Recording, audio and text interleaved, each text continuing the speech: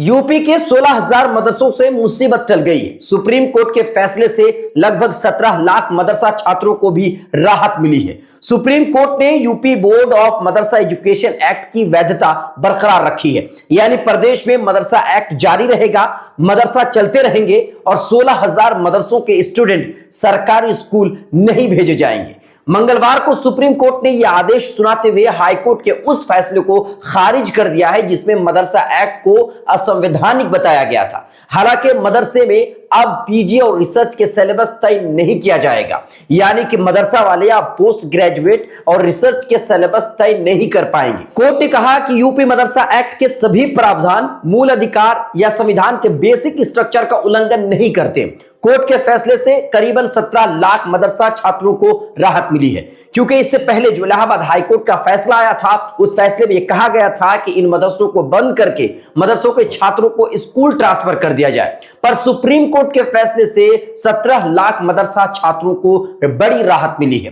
5 अप्रैल 2024 को supreme court ने मदरसा act को असंवैधानिक करार देने वाले फैसले पर रोक लगा दी थी। साथ ही केंद्र और यूपी सरकार से इस पर जवाब भी मांगा था। इससे पहले 22 अक्टूबर 2024 को चीफ जस्टिस DY चंद्रचूड़ की बेंच में इस पर सुनवाई हुई थी, जिसमें चीफ जस्टिस ऑफ इंडिया ने कहा था कि धर्मनिरपेक्षता का मतलब होता है जियो और जीने दो। 22 मार्च 2024 को इलाहाबाद हाईकोर्ट की लखनऊ बेंच में 86 पेज का फैसला सुनाया गया था। कोर्ट ने मदरसा को असंवैधानिक घोषित कर दिया था। इसके साथ ही यूपी सरकार को स्कीम बना करके मदरसों के बच्चों को सरकारी स्कूल में भेजने के लिए कहा था। कोर्ट ने कहा था कि यह धर्म निरपेक्षता के सिद्धांत का उल्लंघन है। विभिन्न धर्मों के बच्चों के साथ भेदभाव नहीं किया जा सकता। धर्म के आधार पर उन्हें अलग अलग प्रकार की शिक्षा मुहैया नहीं कराई जा सकती है। अगर ऐसा किया जाता है तो यह धर्म निरपेक्षता का उल्लंघन होगा।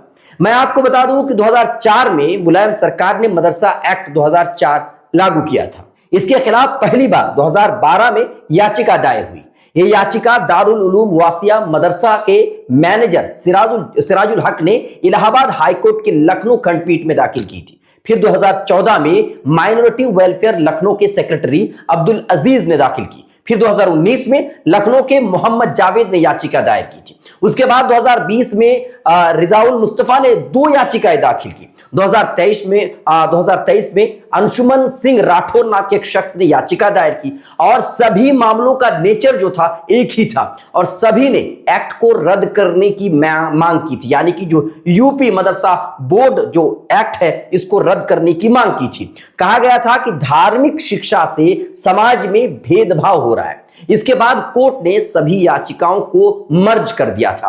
अब आज जो है सुप्रीम कोर्ट का फैसला आया है और सुप्रीम कोर्ट ने यूपी मदरसा एक्ट को बरकरार रखा है, जिससे लगभग 16,000 मदरसों पर जो मुसीबत थी वो टल गई है और लगभग 17 लाख मदरसों के जो छात्र हैं वो बड़ी राहत की सांस ले रहे हैं। आपकी इस पर है क्या राय? आप हमें कमेंट कीजिए। लाइक शेयर फॉलो नहीं किया है तो जरूर कीजिए।